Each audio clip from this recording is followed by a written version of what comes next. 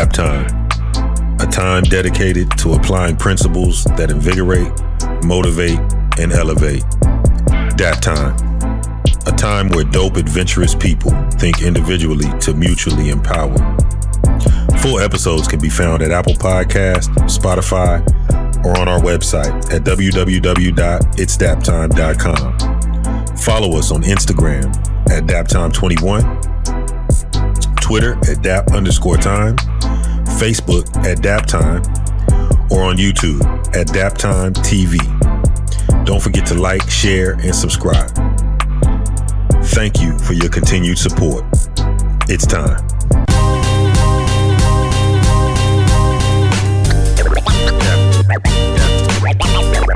Yo, welcome back to another episode of Daptime. I am AJ, also known as Bobby Westbrook.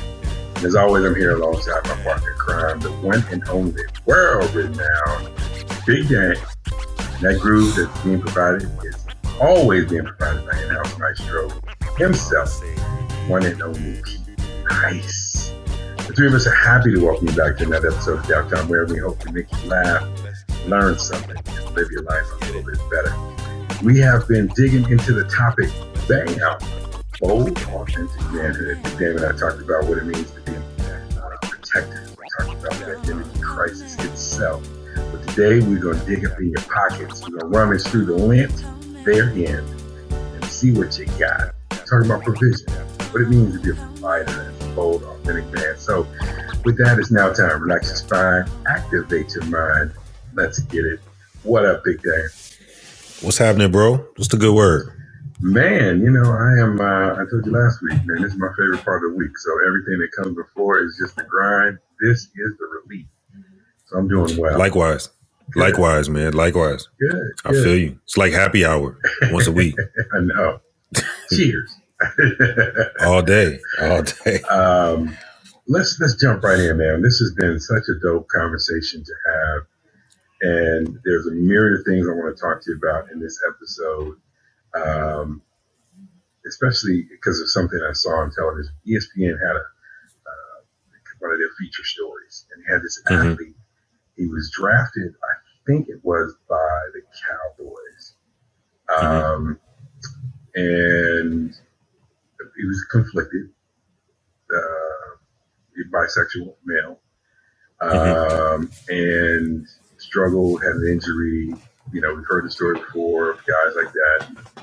Gets waived, cut, whatever, gets a second chance in the league, has a good year, thinks it's going to turn into something. Team's not 100% committed to him. He goes through a bunch of stuff mentally, emotionally, and came to a point where he had to say, hey, look, I've got to own this, right? My career has me in an environment where I'm ashamed to be myself. And so he comes out,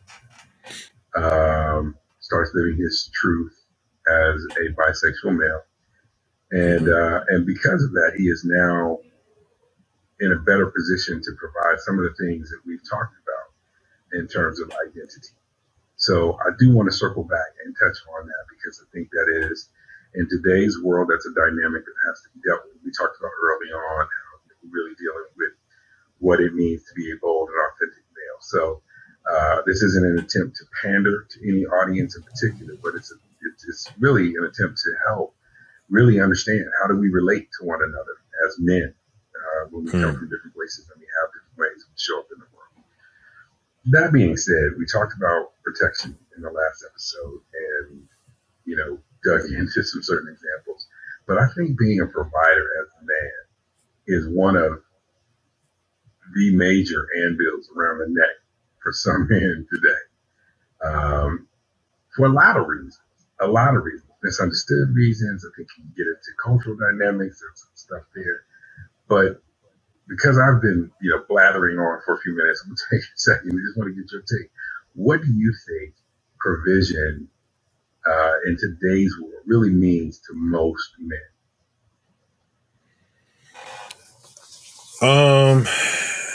It depends on who you talk to. I think you have some who believe provision is sending the child support check over on time every month. I provide it.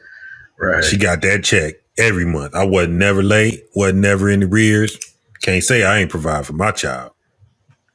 That's one stance, right? Another stance might be, I don't have the most money, but my child had the best of my time, my money, my substance, my wisdom. Some may say that's a comprehensive view of provision, right? Mm-hmm. Which I think is more along the lines I stand. Is provision is, when we talk about being a provider, usually when you talk about a man and being a provider, it's we talking about money, right? We talking about do you have a roof over somebody's head? You putting clothes on their back, you feeding them, and I get all of that because we can't negate that either. Because you have some dudes that'll try to be all about but my wisdom though is invaluable. You understand me? And they'll try to they'll skate by. Let on me that holler at you, card. young blood. Let me holler at you, young blood. Right. Let me get 5 minutes, brother. I got something for you. But yeah, so you'll have some that'll go that route. But I think we have to be, when you're talking about a man, you have children, you have a family, you have wife, whatever, you're responsible for them. You're responsible to provide. And part of provision is you need a place to stay. You need a roof over your head. You need clothes on your back and you need food to eat, period. So however you work that out, you need to provide that. You know what I mean? And I know, we're in a day and age where, most families are, both, both the mother and the father are both working. There's, it's not like back in the day where it was like the man's bring home the bacon. And so I get that, but still ultimately, as a man being a provider, even if you're not making the most money, you need to be on top of how are we getting ahead? Even if you're not making the most money, maybe you got investment ideas. Maybe you got entrepreneurial ideas. Maybe you have budgetary ideas, where you can save money, whatever it is, you know what I mean? As a provider, you need to make sure that's being taken care of. So I think that's a big piece of it. But at the same time, we can't negate, the intangibles that are priceless. Right. They are invaluable. So we have to look at that as a way of you're providing as well. I have to provide my son with wisdom on how to deal with the police if he gets pulled over as a young black man. I have to provide him with how to deal with women, how to deal if you're at a house party and something breaks out. What do? You know what I mean? I got to provide you with that insight. So I think that's equally as important as as everything else. Do you think that we misunderstand how we provide that doesn't necessarily mean it's all on us? Because I think that's part of where the struggle is. It's kind of like if you're married to someone or your partner is someone who is better skilled at, say, the budgeting, but your pride says, I got to lay out the budget. Yep. I got to lay out the plan. I got to be responsible for how money is distributed in the house. But that's not your skill, right? You're a spender, or you just you don't make time for that. That's not something you can prioritize and really put your mind around. Do you think it's the ownership issue that gets us in trouble at times? Absolutely. I think I equate it to this. So look at any CEO, any director, any high level manager, any mid level manager. The higher you go up the chain, the less responsibility, the less hands-on responsibility you'll find, right? Mm-hmm. So most owners, bosses, they don't have all the know-how of the day-to-day operations of that business, right? So if you run a service company, auto service company, turning wrenches might not be your level of expertise, but you know how to turn a profit, or you know how to budget the P&L sheet or whatever the case may be. That's your expertise. So I think we have to look at it the same way. and stop. You're right. I think we take ownership of it, and then we look at it like, oh, I have to be. That's how we get into, well, she makes more money than me, I'm mad. You know what I mean? Or I'm supposed to make all the money. I'm supposed to do. Not necessarily, but I think you can still be on top of things without having it all. You know what I mean? And so I think if you look at it from the proper perspective, you're not boxing yourself into a place where I have to buy this, buy that, buy this, buy that. I have to, and instead you look at it like I have to help manage and oversee that all of this is done and ensure that I am pulling my fair share of the weight, or doing my very best to put in on this. I think that's a better way to look at it. I think I 100% agree with you. I feel like it's one of the places that people say there are three areas of a marriage and you can make this partnership in today's world that you are guaranteed, if you've got problems there, it's going to cause your whole thing to fall apart. If your communication is faulty, if your sex life is whack, and if the money's funny. Those three things out of whack, you're going to have headaches that are going to lead to demise. And I look at, in my marriage, one of the times I actually enjoyed the most or was the most hopeful were around our times working together on our budget. Because there were things in areas where she was particularly gifted that I was not gifted. And I had the aptitude, to learn things, had the aptitude to do the work, but it wasn't my natural inclination where she was gifted in those areas. But there were other areas, especially, when it came to like planning, forecasting, and thinking ahead, that I was uniquely gifted. And so you could see potential when we were together and both equally invested in the plan. I think sometimes the egos get in the way because somebody's trying to win, right? You're trying to either get your way, you're thinking about what you want to get for yourself, you're worried about, does this question my manhood in some way? If I let her, if she says, hey, in order for us to get to where you want to get to, I need to put you on an allowance. Oh, hold up. I ain't been little Ray Ray in a while. So I'm big Ray Ray now. I got a son. I'm that's hard to hear. But in reality, if you incorporate those things, free of pride, and recognize this is, and I like your analogy of a business, as an enterprise you run, then it's less painful, right? But when we bring our egos to the table, it's like, it's hard to do. And I think that keeps the fear of that, right, of losing some control, keeps more men trying to own more responsibilities and take more ownership for things that need to happen in the area of provision that sometimes lead to the mistakes that we make. We talk about providing the house, providing for money and wisdom. Where's the responsibility for spiritual, providing not only spiritual direction, but spiritual foundation? My personal opinion, it comes from the man. What does that look like, though? But, you set the tone. You set the atmosphere. You hold yourself as well as everyone else accountable.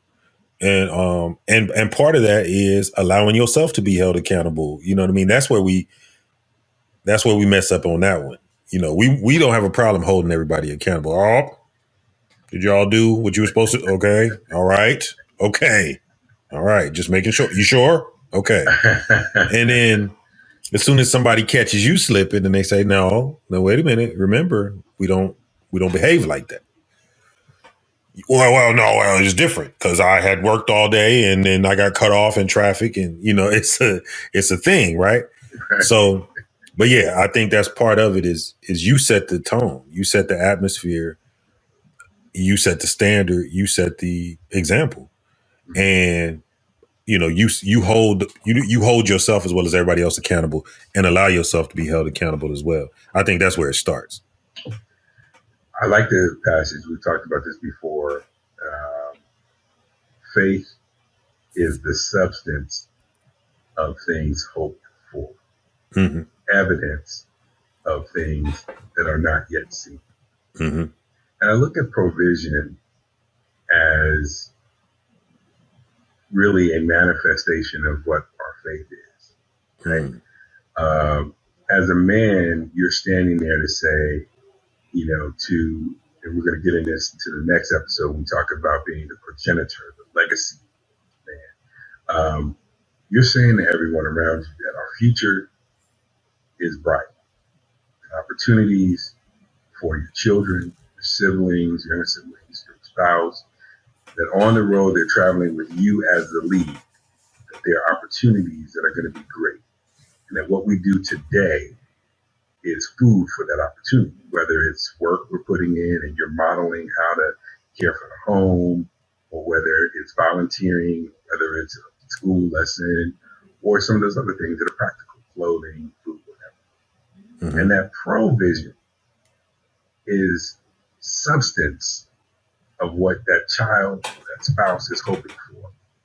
It is evidence that you believe that the work we do today is going to yield that fruit. So you've gone, you've worked, you've earned money, and now you're putting your money and your time and your talent and your wisdom toward what everybody is hoping you're leading them towards. Mm. That to me is kind of what provision is. It is a living, breathing testimony of the faith you have. I think sometimes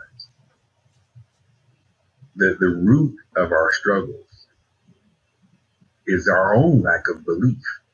It's the fear that some men have, that either I'm going to get tired, or they're going to lay me off, or I'm not going to be able to get through this program, or society isn't going to give me, all the noise that's out there. I think that perhaps some of what we struggle with when it comes to provision is fear that we don't address. I agree wholeheartedly. I think sometimes we get overwhelmed with the idea of what provision is. To your point earlier, we take ownership of the whole thing. And then when you turn around and it's time to, okay, now I gotta get a house. I gotta get a couple cars. And then, we got to keep up with the Joneses too. So we got to, everything got to be nice. We got to keep nice clothes, and all the cars got to be new. And, we got to go through that whole thing. And it can be overwhelming because you got more months than you got money. You know what I mean? And it just ain't working like you envisioned it, right? Instead of taking a step back and being realistic and working your game instead of worrying about what everybody else is doing. You know what I mean? I was thinking of somebody today. It's a guy, an elder, I'll say, that passed away back around right before Thanksgiving. And this guy, I was very good friends with his children growing up, and so I was thinking about him actually the other day. And so the whole great family, right? But he had 4 children. And they were blue collar people. They worked all his life. The wife didn't work, but just blue collar, middle class folk, and always took a family vacation in the summer, just did, little stuff like that. Regular kids, we all was into whatever we was into. But I thought about, if I said families, people that have children is rare, people would look at me like I'm crazy. But to have a family where there's a family dynamic, you have children, you have parents, you have the family dynamic. And I know every family is different these days, but that's kind of feels rare to me sometimes when I look at it. And what I'm saying is, so instead of trying to have like the nicest Mercedes and your wife got the nicest BMW and y'all got all designer gear and all those things are nice, but this man I was thinking about had something so valuable, and 4 kids, all were healthy. He was healthy. The wife was healthy. They had a great family dynamic. They had family, they ate dinner at night around the table. They laughed, they joked, they had their family moments. You know what I mean? That stuff, thinking back to some of those moments, was priceless. It was priceless. I think back to growing up, how it was with us. Some of those moments was priceless. So we can't take those for granted. So if it's all in the perspective. It goes back to perspective, right? Because if we're looking at it for the right thing, you're providing for your family, right? You're not providing a show for everybody else. Mm-hmm. So it's up to you. What do you want to provide? Now, the provision that we're talking about provision is what you need. That's what you need to get from point A to point B. Now, if you're talking about a family, to get from point A to point B, you need to get to nourishment. Need to get to clothes on your back. You need to get to roof over your head. You need to get to productive citizens. You need to get those kids raised and get them into the world so they can do something positive and make a mark. That's what you're trying to get to. You're not trying to get on Real Housewives of whatever. You know what I mean? Or maybe you are, and that's cool too. But I'm not. So, I mean, it's all in what you want to do. But whatever it is, you need to be honest with yourself as far as what it is. So, to me, that's I think where we kind of get into the weeds and we get misconstrued a little bit. I think people are they're calling it one thing, but they're really trying to do another thing. You know what I mean? Mm-hmm. And so, to me, if you talk provision is providing what's necessary and what's needed to move forward. What you're laying out, I think what we're discussing is framing it as it is principle living. It is a precept that rewards, that gives a reward. I know a man with a couple kids, and one of his kids, like most of us, is at a stage of life kind of going through whatever. And I was talking to him one day, and he was telling me about some stuff that he was doing, sacrifices he's making for his children. And his child is kind of an adult, kind of going on his own way and doing their thing. He hasn't changed any of his commitment to preparing for that child's future, even though that child doesn't know anything about it. Mm-hmm. Mm-hmm. You know what I'm saying?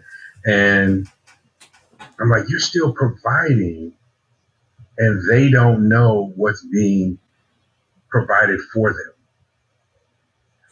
But the principle is what guides that man's decision. Mm-hmm. Mm-hmm. And so kind of what you're leading to, which I think is, again, I think this is going to back right into progenitor. Like, in our identity, this whole segment of BAM, these last few episodes has been about what does our identity involve? It involves living by a set of principles that guide our decisions, our choices, and our actions, regardless of circumstance. And I think when it comes to provision, sometimes the challenge is, well, why am I going to give child support when she won't let me see my kid? That don't have nothing to do with the principle. Right. That's why. Right. You know what I mean? Exactly. Why am I going to keep showing up to this job and this man disrespecting me? I'm just going to quit and I'll find another job. No. You can start looking for another job. Right. But you don't want to just up and quit and cut your money. You know what I mean? There are a myriad of things, that why I don't need to go and talk to him. He disrespected me now. That's your child. Mm-hmm. Your heart should be there. Again, Bible says we were created in God's image. To me, The image is his person. It is his character trait. Mm-hmm. And his character trait is that of a provider. Mm-hmm. That's one of his names, Jehovah Jireh. Mm-hmm. God provides. So when we live out being a provider, in many ways, we are as close to God as we could possibly want to be in one of his greatest attributes. You know, we got no problem looking to him and asking for provision, right? And expecting him to meet that need. But as a physical manifestation of him in the world to others, sometimes we struggle with that. Mm-hmm. And I think it's a hurdle. You know, we started out talking about your faith foundation is important. Now, people believe all kind of stuff. But, you know, one of the reasons why I believe we have a truth in him is we can look in the mirror and see ourselves so clearly if we're willing. You know, and I think as providers, it's really critical that we take that look and lean on him to get that guidance on how to do it. I'm not trying to throw the collar on and there will be no collection plate passing up. But what the point is, I'm talking about what I believe, right? I was trying to find some ones because I was going to put something in the plate. As long as it didn't rattle. The kind that folds, not the kind that jingles. I feel you, baby. No, you make a great point though, and it kind of goes back to like it's kind of like the leadership thing. You can't lead unless you can follow. You have to be able to do both. And I think, you know, to where you're going with the whole provision thing is you can't provide unless you can be provided for from an ultimate source. You know what I'm saying? You have to be able to allow yourself to be provided for. You have to understand what provision is. You have to understand how to receive in order to know how to give. You know what I mean? And so properly. And then when you get that back to the principle, when you understand that principle, then it's not only physical, you know, it's not only food, clothing, shelter, it's also wisdom, life guidance, everything. You're providing everything. And it all flows through that one principle.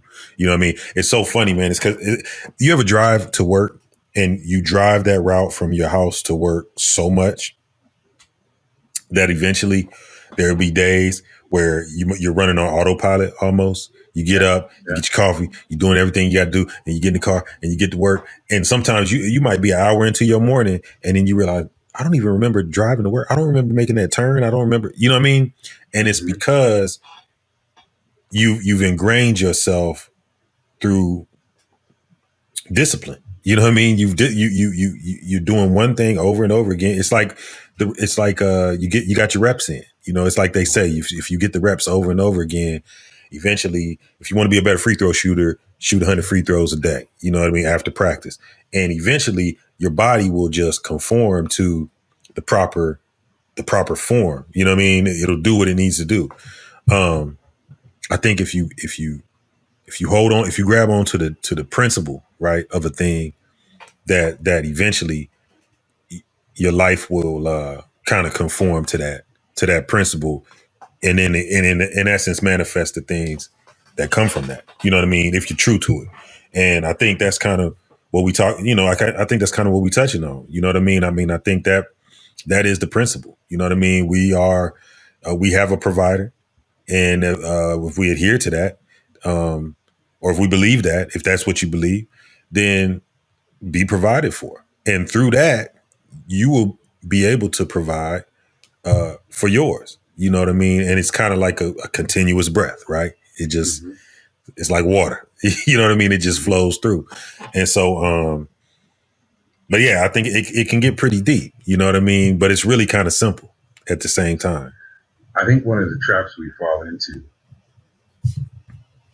as men is sometimes we assume what's needed. That's another area you can talk to a bunch of men. You talk to 10 men, 9 of them will tell you that the things they're doing and they don't understand why the people they're doing them for don't get it. Ask those same 10 men, well, did you ask what they need? And they assume, right? A lot of times the assumption is it's one thing. They'll say, well, no, I had to ask. I mean, they said X, Y, Z, but did you ask what they need? Right? Mm-hmm. And I think that's kind of what you're talking about. So when we talk about, we did protection, we kind of laid out, what you need to know the threats. But when it comes to provision, you need to know the needs. I think if some of them that listen to this will say, hey, man, I have no baby mamas. I got, my kids are all under one roof. I pay the bills and they know daddy's here, whatever, right?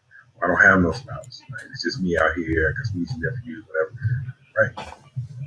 But the people in your life, have you asked them what they need? Because provision is a muscle, right? Mm. The principles are like muscles in our spirit, and we have to work them.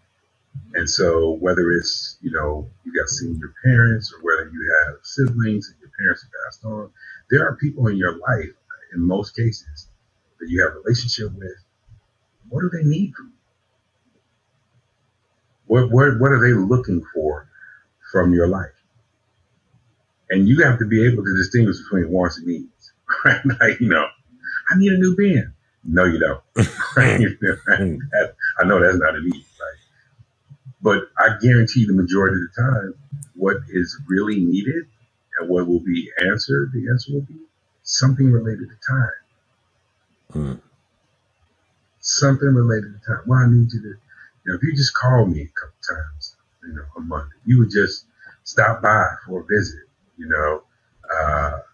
if you would just take me out and play catch, show me how to shoot a jumper, if you play my video game with me, you know what I mean? They're usually things that require time.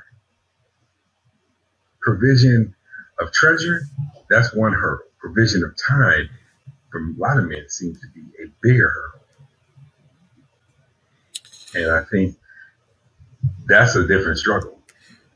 The reason provision of time is a struggle is because it requires management of time. That's the struggle. I think that's the struggle. I really do, because I think the problem is because we don't have a problem providing time to what we want to provide time to, right? If I want to provide it time, it's a party. Okay, I can provide as many hours as you need at the party because I want to be there. It's when you have to provide time for the unexpected time. It's like you just said. It's like somebody needs something. You don't know what they need, but they know what they need. But it comes out in different forms, right? So maybe they just need a conversation. I got this guy that works for me, right? And he calls me, I would say out of 5 mornings, 3 to 4, he calls me with complaints, right?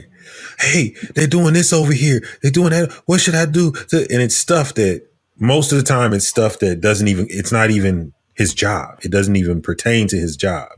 But he gets so worked up and as I talk to him, what I've learned is if I just take a little time, just give him a little time, talk with him for 10 minutes or so,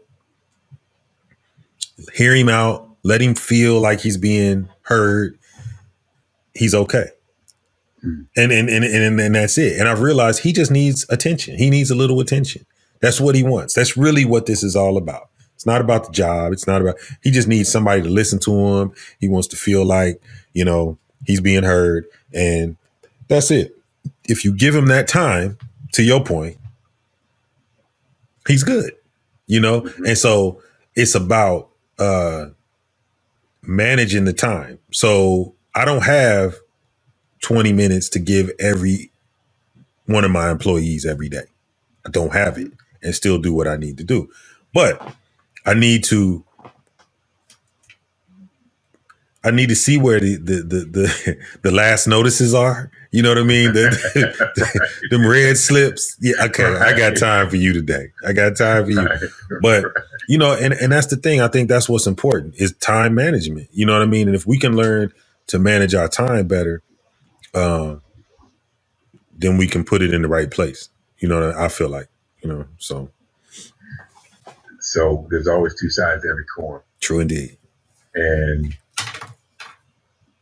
one of the beauties of, I think, these series on manhood that I think we've discovered is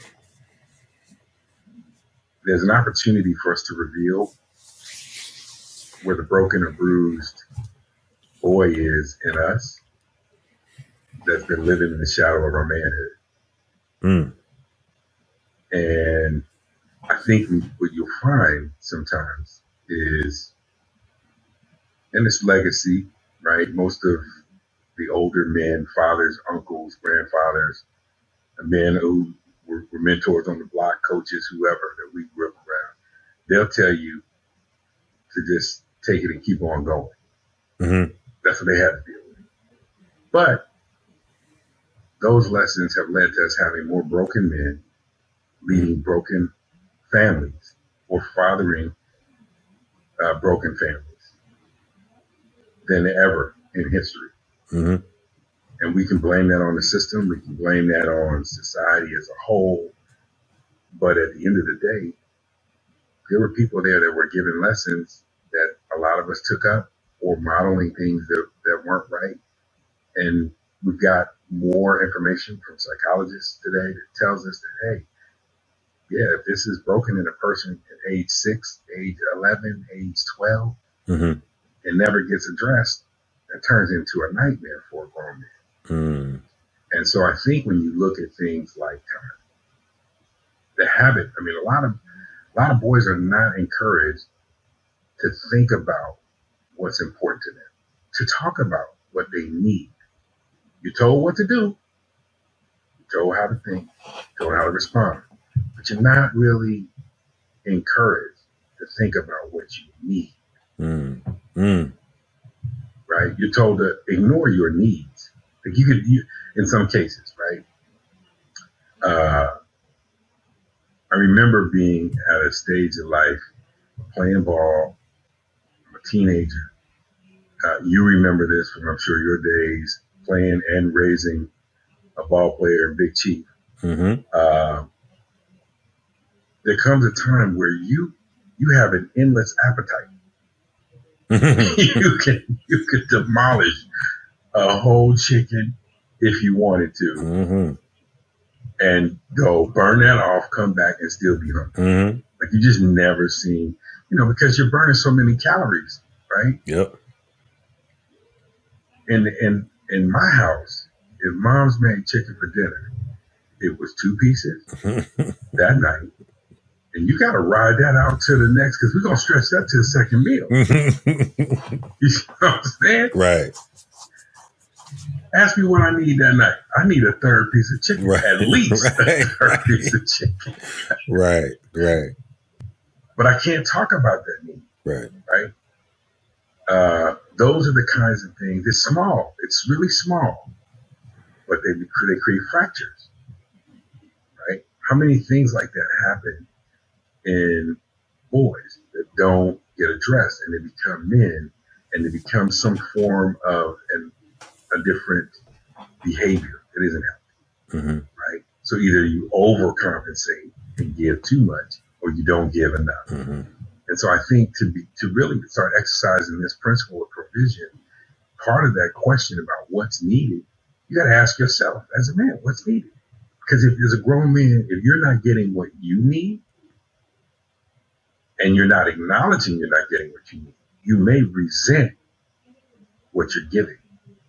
And even if you're giving it, the spirit is wrong behind it. Mm-hmm. Right? So I'm going to throw the ball with you, but man, I'm trying to blow your chest up every time I swing it. I want you to stop. Yeah. Yeah, man, that's crazy. And I don't think it's may resent. I think you absolutely definitely will resent your partner if you're not getting what you need. And it goes both ways, but yeah, but we talking about men. So yeah. I mean, that's what it is though. I mean, I've seen that a lot though. And what's sad about it is it's almost like the collateral damage is what's worse, because when you start to resent, you're not getting, so you're mad at yourself. Mm-hmm.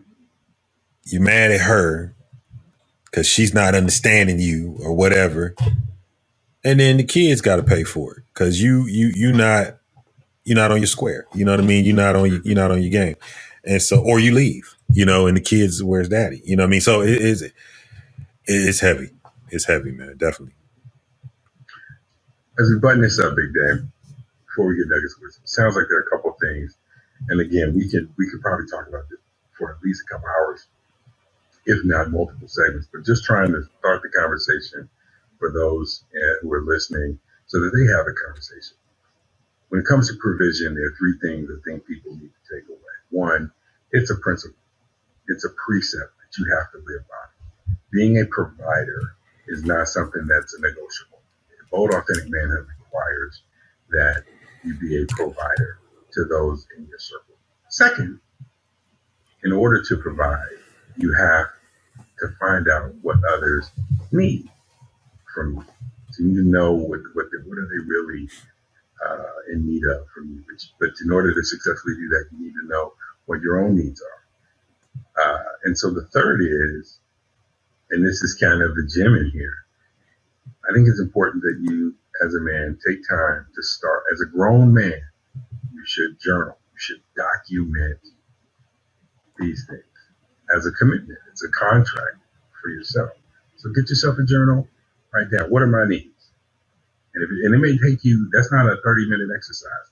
You may not know your needs today, but start asking yourself the question on your walks, when you're at the gym, on the drive to work, whenever you get some quiet time, what do I really need on a day-to-day basis? Think about how many times you ask, pops, or you ask an older man, birthday, hey man, what you want for your birthday? Oh, I don't need nothing. I'm good. I got everything I need. Right? It's self-sufficiency. But we all have some sort of need. So the third thing in this is take time, get a journal, and start documenting what your needs are. And then documenting what the needs that others have from you are. And start keeping a record, because it's also important that you yourself be solid and grounded in knowing I am a good provider. That's important. I agree, man. Big Dan, with that, I want to turn it to you, man. What would you have as a closing thought and your Daptime DNA, Big Dan nugget of wisdom to put a bow on this? Man, I think with this one, you got kind of heavy on this one too. I didn't expect you to go as heavy as you did, but it was pretty good. I didn't either, man. I thought we were going to talk about the gun line, but we went a different direction. I'm glad you brought that up. Because the gun line is critical, because it requires more than one person, right? There's more than one person to have a gun line. So, if we talk about provision, one thing I think that we have uncovered in this conversation is that provision is not a one-man game, right? It affects others. It's affected by others. So it's definitely a team concept, right? So I think, one of the things to look at is, I think, as men, when we look at provision, we look at providing, many of us think of, I've got to be successful. I've got to be a successful man on my own. I got to have so many things so that I can provide, right? Whereas I don't think that's really what it's all about. I think we've uncovered that it's about being able to receive provision as well as provide earnestly and honestly for you and yours. So I think with that said, I got a quote that came to mind, an old African proverb, right? Ooh. You've probably heard this one before. Senator Cory Booker, former New Jersey Senator Cory Booker, actually spoke these words in one of his speeches back in 2016, I believe it was. And it's a very simple one. It says, if you want to go fast, go alone. If you want to go far, go together. Basically saying, if you want to go collect all these great, get the car, the house, the clothes, everything you want to collect all these worldly effects as quick as possible, you probably need to go by yourself, because Pampers are expensive. So is formula. So are these different, sporting things that your kids want to do. That's going to take away from your car and your clothes and so go alone. But if you want to go far, if you want to get far in life, you're going to want to go together. You're going to want to have a family. You're going to want to have all those people with you. And so I think if we take the mindset of we're in it together as opposed to I have to do it all, we can get much further as a people and as a family. So yeah, it's my thoughts on it for today. I appreciate that. That is, first of all, the proverb, the nugget of wisdom always is dope. But I also appreciate the reinforcement that I think the picture is being painted very clearly. The bold, authentic man is something that can be seen and felt. And there are tools out there that we can all make use of to become better men. You know, certainly there are some who are killing it in these areas, but I think it's for those of you who are in that space, I hope this is nothing more than a reminder. It's a pat on the back. It's an encouragement for you to continue doing what you're doing. For those of us who have areas where we're finding gaps in ourselves, I hope this is an opportunity for us to put a spotlight on those gaps and put the work in to become better men. Big Dame, Pete, Nice, and myself, the three of us are just happy that you tuned in and hoping that you're getting value out of this and taking these conversations back to those in your community. If you're catching us on YouTube, be sure to hit the like and subscription bell, notification bell. Your support means a lot to us. If you're catching this on iTunes, Spotify, wherever you're catching your podcast, just getting the audio version, please subscribe, support, and share it with anyone in your circle that you think will benefit. Preferably 10 people is minimum, but we'll take whatever you can do. In the meantime, we hope you'll definitely keep tuning in and join us in the conversation. Share your thoughts and feedback with us. We'd love to hear from you. Love to include your voice in the conversation. Until we see you the next time, we'll leave you as we always do. You wake up in the morning and if you look in the mirror, there is your confidence. We out. Peace.